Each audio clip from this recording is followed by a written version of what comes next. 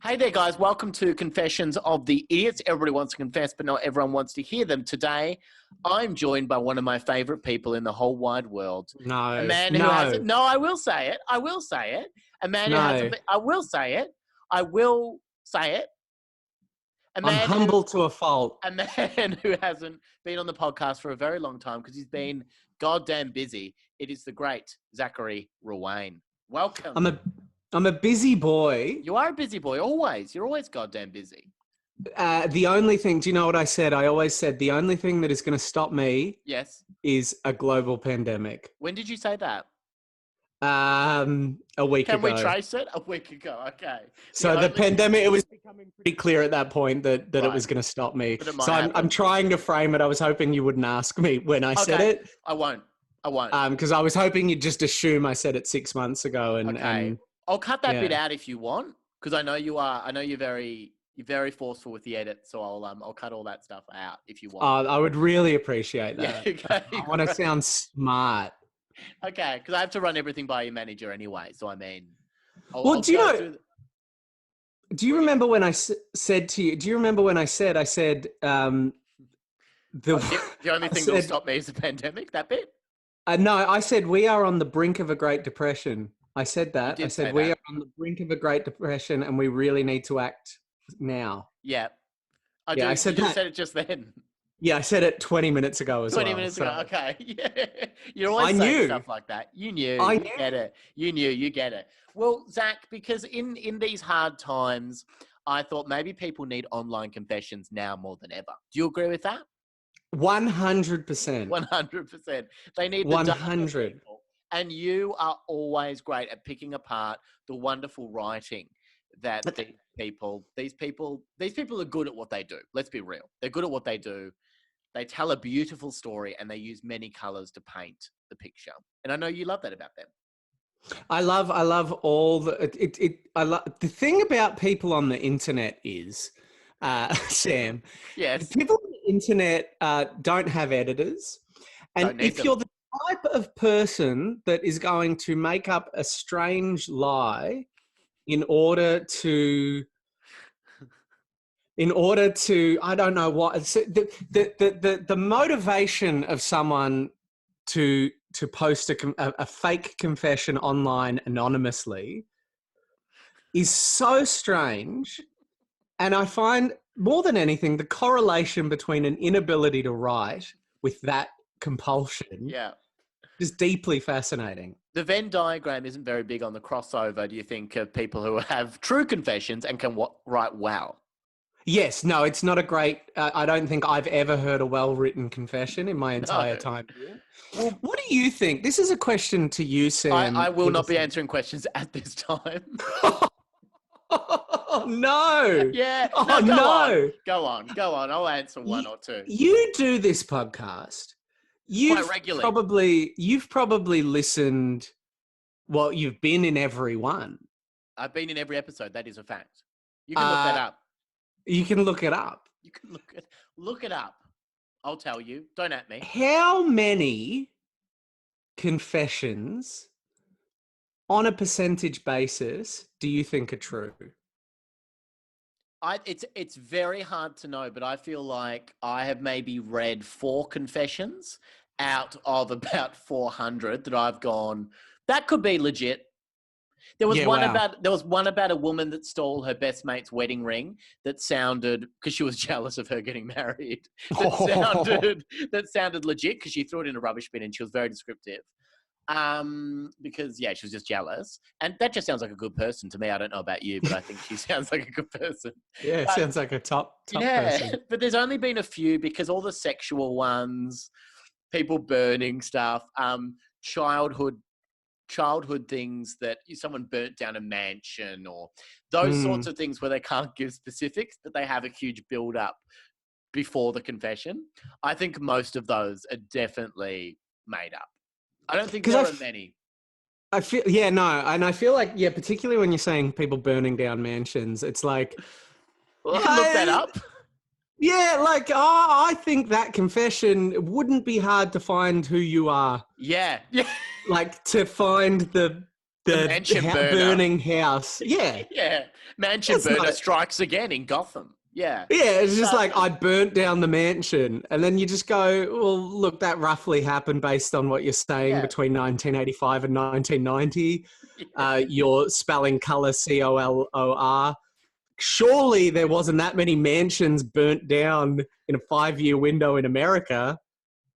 Yeah, we can look that up. Yeah, surely. Yeah. Well, I want to see if you can tell whether or not these are fake, Zach, or if these are real. Because I've got the first confession that comes from Neil. Neil writes, my friend's got this goldfish, let's just say. What? What? Let's just say. Can he just say that, Zach? Is that okay just to say that? My friend's got this goldfish, let's just say. Let's just say. What does that even mean? Let's just say. Cut that. You could just say. My friend's got this goldfish. You don't need to say let's just say after that, you think? What is the point of let's just say? Why does one say let's just say? I think people say it when they've got nothing else to say. When there's an awkward moment in conversation, they're like, yeah, I went to the shops, let's just say. Let's just say. But I feel like let's just say should come it means something. Like if someone's got a goldfish, we don't need to say it. They've got a goldfish. Yeah, we're not going to dispute that ever. Okay. I'm never going to hold someone to that and go, I don't think you do. I don't think you do have a goldfish. I don't think you Let's just say my friend has a goldfish. Okay. Cool, man. Cool. That's real cool. Is that some sort of innuendo? No. I have to say, Sam, I'm really worried. You're worried? Because usually it's me and another guest. That's your usual setup. Mm-hmm. Obviously, in the dark corona Let's just say you've had to adapt. Yep. You've had to drop your microphone off at my house. Yes. And then run away. I ran very quick. Let's just say I ran. Yep. I picked up the microphone with my, I pulled my sleeves down to pick it up just in case you had the Rona. Because I read somewhere it's that the arms. For 72 hours and I touched my face a lot. So I was like, I got to be careful. For 72 hours. And then I put it in the corner of my room for 72 hours. Oh my God. And then that's why there's such a delay on the podcast. I have to wait 72 hours every time. Let's just say. Well, let's just say. This is. But I am worried. I am worried. This is why I want to say I am worried, Sam, because usually when I'm on your podcast, it's me and another person, and the other person, judges the people for their confessions, lets you finish the confession, and then I'm here going, oh, they can't write. Yeah. I'm kooky. That's what you keep saying. Yeah, I'm a kooky boy. I'm a kooky boy. Yeah. Well, I think you're going to have fun with picking this one apart a little bit. But just know that all of the beautiful advice just comes down to you on this podcast. And that's a lot. Right. I know it's a lot of pressure. It's a lot of pressure. So I just feel like I need to judge them for what they're confessing a bit more. And maybe not stop the entire podcast after one line of the first confession. Well, because after that, it says, let's just say, guess you could say, is how the next sentence starts. My God. My God. Oh, my God. Guess you could say, he doesn't really care for it in the right way. Not like I would. This is the most fucked cunt I've ever... You've ever come to know. I'm at my parents' house for some of this Corona lockdown. I wanted to see them before we got to Italy level lockdowns. Yeah. I think that's illegal, so I think I'm confessing to something illegal. But I just wanted to see them before we all got properly locked down, and I haven't been out and about. So yeah, let's just say you wanted to see your parents. And I promised myself I wouldn't swear because they're just outside. My lovely boomer parents are just outside their spare room, enjoying a glass of a Marlborough Sauv Blanc. Oh, beautiful. And I promised myself I wouldn't swear. But then you just bring up this fucked cunt that keeps saying, let's just say, and I have to swear now. You have to. I have to. You have to. The world might end, Zach. You're allowed to swear. Guess you could say, you can swear all you want. Let's just say, I'm going to say the C word more than I intended to. Great. I want you to do that, and you are welcome to do that on this podcast because I know Thank you you love doing. so much. I know you love doing podcasts, and I know you're obsessed with doing podcasts. I And love my know, podcasts. What can I say? Let's just say I love my podcasts. I love a podcast. I love a podcast. So, okay, so guess you could say he doesn't really care for it in the right way, not like I would. So he feeds it daily, okay, and does all that regular stuff. But what about the extra care? What the fuck? You totally notice the people that just do the day-to-day for their pet. But what about those of us who go the extra mile? Is this a goldfish? A goldfish. Yeah. Does he elaborate on what the extra mile is? He doesn't. I don't think he needs to, Zach. At this point, he's given us so much to work with. He doesn't need to go into all the extra. What does he mean? It's just using a lot of words to describe. He thinks that the goldfish deserves more. Do you agree with that? If it were a dog or a life partner, 100%. Yeah. But I cannot think of what a goldfish needs beyond some food. Yep. And a clean bowl. And a bit of care. And a bit of care. If you feed that goldfish and clean its bowl, the only extras I can think of are weird. I'm not saying this guy's putting his dick in the bowl. No, you don't need to say that. That's implied. It's heavily implied. It's heavily implied this guy's putting the dick in the bowl and feeling the goldfish nibble on it. Just a little nibble. And that is a great pleasure. And I'll say it. Don't at me. That's a great pleasure. That's a great pleasure to feel. Who hasn't put their dick in a goldfish bowl? Now we're just splitting hairs. We've all done it. But this guy has got a lot more to answer for at this point. So he says, those of us who strongly believe that you need to do everything for that creature to make sure every need is catered for. What? Beautiful creature. What is this? Imagine going into a pet store and saying, do you have one of those water creatures? And how do you care for it in the correct manner? Oh my goodness gracious me. I legitimately, I love animals. You do. I've seen you love them. I love them. Put that dick in the bowl. I've seen it. I legitimately cannot think of what a fish needs. They don't have a lot of needs. That's what I believe. That's what I strongly believe. I'll be on the I record. don't think they do. And I am a bit guilty of I think for our generation, I grew up in the country. I feel like all the dog needs is like a couple of pats and land to run around in. And outside. They stay outside. Is that what you believe? Yeah. No, they can come in if they sit on the mat. If they get in the bowl, you put them in the bowl. I put them in the bowl. No, I'm a bit of a, dogs like to run around and they like pats. And sometimes I think our generation, we're sort of inner North Melbourne people. Yeah. I'll admit that sometimes our generation mistakes dogs for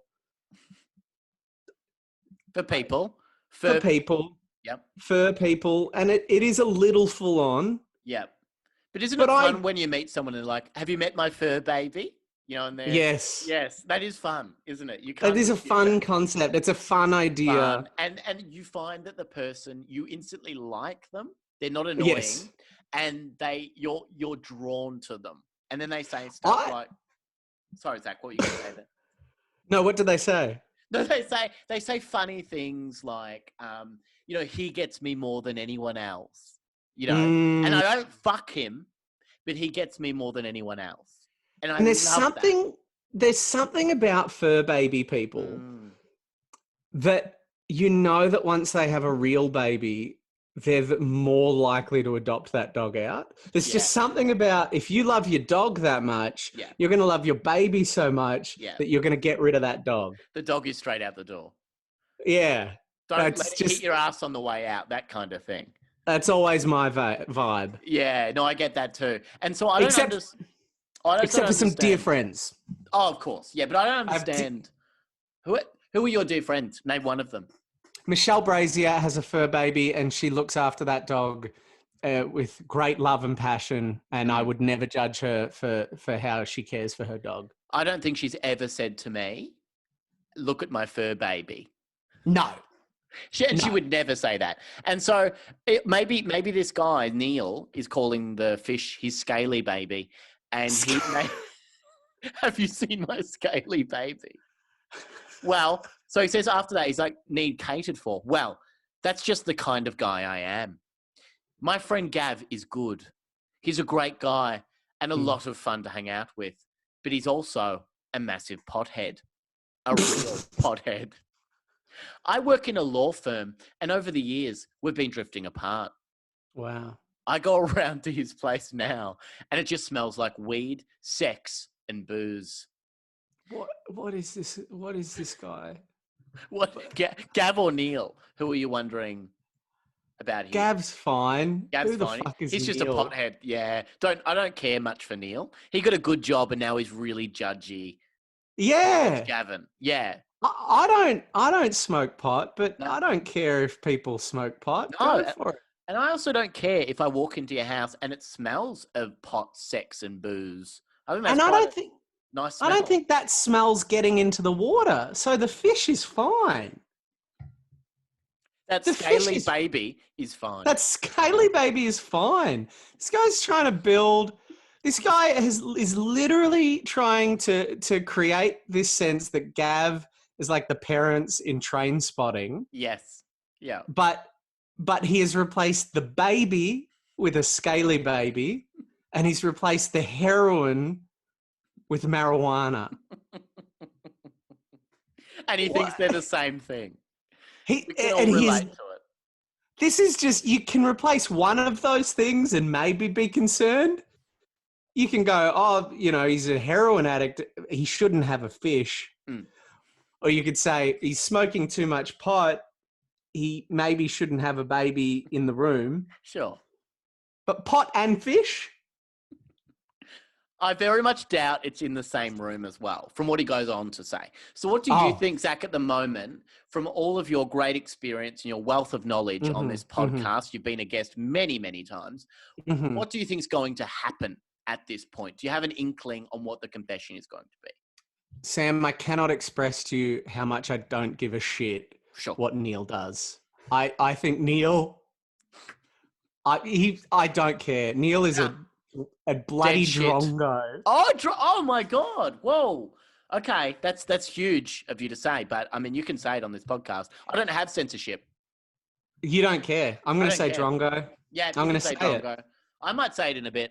Drongo. Okay, I just said it. Don't Just worry say about it. Just say it, drongo. Yeah, I said it. I think he's going to steal the fish. Yeah, you're absolutely right. All right. So he says, it's not sad. I guess he's living his best life. And sometimes I look at my life as a man in a suit and wonder if maybe I made the wrong choice too. But I couldn't think about that right now. You see, Gav has bought a fish. I know that seems normal and an okay thing to do, but in a house full of weed and little else, I started worrying about that poor goldfish Nemo. Great name. Great name. I was so stressed about it and could see that Gav was on the brink of passing out that night. So I did the only thing I could think of at the time. I stole the goldfish. So you're absolutely right. Of course he's going to steal it. Do you remember, did you ever do drama in high school? Yes, I did. On Phillip Island. You seem like, on Phillip Island, where I am right now. Yep. I'm in beautiful Phillip Island. Beautiful Phillip Island. I might go to the cafes. Oh no, I can't. So nice. No, you can't do that. But you could go to Mad Cows. Mad Cows might be doing takeaway. Yeah, they'll support local business, all that stuff. All that stuff. Get some takeaways. Get some takeaways. Yeah. Get some takeaways. I have no idea what I was saying. You were saying drama school. I had drama at school, of course. So in year 11, we did we had to do a group drama performance about media through the century. Yes. And when we did the 60s, we had to do being stoned on marijuana. Oh, wow. And I remember there was a girl, Samantha Marino, and please beep that name. Yes. And we we were all pretending to be high. And we Mm. were like, oh, I'm so high. I'm so high. Because that's all And- people that are on pot say. yeah. Yeah. Yeah, that's it. Oh, and then like floating Oh, around. I'm And she's so like, drunk. I'm so high. I'm so horny. oh. And Oh. she said to me, she said to us, she was like, you guys have clearly never been high. This is how you be high. She's a method actor, of course. And then she was like more chill than that. Okay. And How did she play it? just like someone who was high. She did a pretty solid job of it. You think a good performance? Oh yeah, really solid performance. Okay. Interesting. She also wanted to do a segment about war. Okay. And I said to her, what does that have to do with media? Sure. Could we maybe do news reports about the war? And Yeah. she said, no, I think we should make something about war. About the Vietnam War. And I said, that's fantastic. Maybe we could do something about, when the soldiers came home, became directors and started making Vietnam War movies in the 80s. Sure. Movies. Okay. That's Movies, media. Yep. And she said, no, I want it to be about war. Okay. And then I see was what like, she's doing okay. here. I was like, okay, doesn't really, maybe about propaganda? She's like, no, it's about war. Yeah. And I don't think you're getting it, Zach. It's about war. And I was like, well, maybe we shouldn't. I was like, okay, I'll go with this. Yeah. And then I what was it? 99 bottles of beer on the wall? Yes. Wonderful song. So we changed the lyrics to be 99 soldiers in the war. One fell down. Now there's only 98 soldiers in the war. Heartbreaking. And I said, well, if it's about the Vietnam War, maybe instead of changing the lyrics to this song, maybe we could change the lyrics to like a Rolling Stones song. She said, no, the bottles represent the soldiers in war. Thank you. It was a very powerful piece. We got a HD. You got a HD for that? No, like an A. I don't know how they graded things back then. I love it when people have to explain what their performance meant. Because that makes it even better. I still think of that every day. What has to do with media? I sometimes think about just messaging her on Facebook and just being like, what did it mean? What has that got to do with media? I don't love the subject as much as anyone else. We're in year 11 drama. It sucks. But what does it have to do with the media? It's been like 13 years. I'm still bitter. But you wanted to meet the criteria and she had no interest in that. I mean, it'd be pretty amazing if you reached out now. And I kind of think you should. I think I should. I think you should just reach out and ask that. I did a similar project in year 11 and we did the media. And I played Bert Newton. Did you? Yeah, I did in my Theatre Blacks. Wow. Yeah, so I've got stuff going on. I got a pretty good mark for that. So I played Russell Crowe. Oh, that's big. Russell Crowe, thank you. What era of Russell Crowe are we talking? I think I did a bit of a gluteus maximus meridian. You know that. I am father to a murdered wife. Father to a murdered wife. Husband to a murdered son. That's the wrong way round. Whatever. And I will have my vengeance. I'm Rusty. Rusty. God, he's good. And that was a spot-on impression as well. Thank you. So he says, not just that. Okay, so we're going to him talking about Nemo. So we've just found out that Nemo is a beautiful fish that Gav owns. I was so stressed about Nemo and could see that Gav was on the brink of passing out that night. So I did the only thing I could think of at the time. I stole the fish. I was so worried about its welfare and knew that Gav wasn't going to take care of it in the same way that I would. No. I am a very responsible person after all. Yes. So I took a large Tupperware container from the kitchen and filled it with water. That's how fish like to be treated. Oh, yeah. Filled it with water. This is a very responsible thing to do. It is. As fast as I could, I lowered the fish into the container and took it. I made an excuse to Gav about why I had to leave so early. And on the way home, I bought enough fish equipment, a cage, food, etc. Okay. Two things have happened in this confession that are really confusing me. The Yes. cage. Yep. That's what holds water the best. So we don't need to delve too much into that. What did he say? Did he say he lowered, so he filled the He- Tupperware container Yep. with water Yep. and then he lowered the fish into the Tupperware container? As fast as I could, I lowered the fish into the container and took So it. my feeling would be the better thing to do with a fish would be to scoop it out with the Tupperware container, Okay. Interesting. an empty Tupperware container, and you scoop out the water and the fish into the container, Yep. or pour it into the container, maybe. Yep. Not lower it. How, does this mean he picked it up by the tail and lowered it into a Tupperware Like a container? crane, I imagine. He pretended Like his a arm was crane? a crane. I imagine that's what he did. Lowered it very gently into the water. I don't know what that means, but that's what he did. And And then he got a cage. then he got a cage, of course, because that's what you do with a fish. Yeah. A cage, food, etc., to get it all set up and safe at my place. I was so happy with the idea that I had done what was right for this creature. Mm, Gav, in my mind, shouldn't have a pet.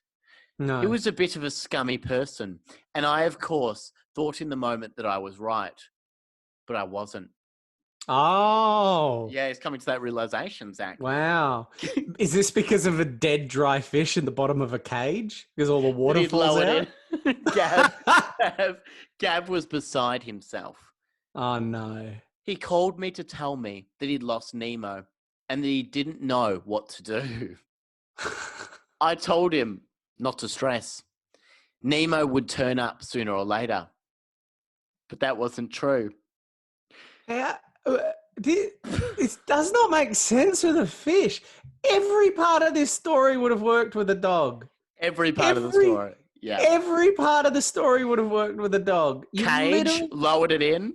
All of that is fine. Maybe the Tupperware container would have struggled a little bit. You'd need an edit in the middle, but Yeah. none of it works with the fish.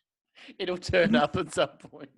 90% of it would have worked with the dog. I've Yeah. lost the fish. Yeah. Does he think the fish is like that fucking octopus in Nemo that can... How does a fish get out of the bowl and then how does it come back? It'll probably just come back. Put a few posters up for it around town. I was just about to say, if they start stapling posters for the scaly baby... Oh, I've What lost is my this? scaly baby. I've lost my scaly baby! Gab surprised me with how much he cared about the fish, but I didn't come clean. I kept it to No. myself. Better do that. I thought it would damage the friendship too much. Right on. And it's been 4 months. 4 long months of keeping this secret. And Gav has not let up how much he misses Nemo. Is it too late to tell him what really happened? I'm lucky enough Gav has never been to my house. I won't allow that. I thought I was doing the right thing at the time, but now I think I've truly fucked it. That comes from Neil. What do you think about Neil so far, Zach? You like Neil? We all like Neil. We love him. We love Neil. We love Neil. I cannot express to you enough how much both Gavin and Neil are just fucked. Yeah, just fucked. Purely fucked. Like, there is no way someone loves a goldfish that much. That's weird, man. Yeah, it's so weird. And to see a goldfish for the first time and go, he's not caring for it correctly. I would care for this scaly baby correctly. Like, that's a really weird thing as well, to just take one because you don't think someone else is. That's very odd. Yes. But then to go 4 months later, I still miss my fish. A goldfish is, I think, and maybe this is, if you've got some vegan listeners, please let me know if I'm off the mark here. But I think a goldfish is closer to a sea monkey than a dog. That's true. Yep. I think in terms of where it falls in the giving a shit path, Yeah. it's closer to a sea monkey. Sure. It's not a sea monkey. No. But if my goldfish went missing, I'd be like, that's weird that it went missing because is there's very no weird. way Yeah. that a fish can go missing? There's zero. There's zero Like, chance of that. clearly the guy that was at my house took it after The I only passed man out. that's been here for a while. I passed out while a man was here, and then he was gone, and my fish was gone, and a Tupperware container was gone. I just need to add those few things up and see where the fish is. And the fact that this guy's never been, Gav has never been invited to Neil's house either. He's not allowed. Neil won't allow that. So Gav's a bit of a weird unit, man. Maybe He is a Gav strange did guy. need to lose that fish. Yeah, maybe he did. To wake Buy up. another fish, Gav.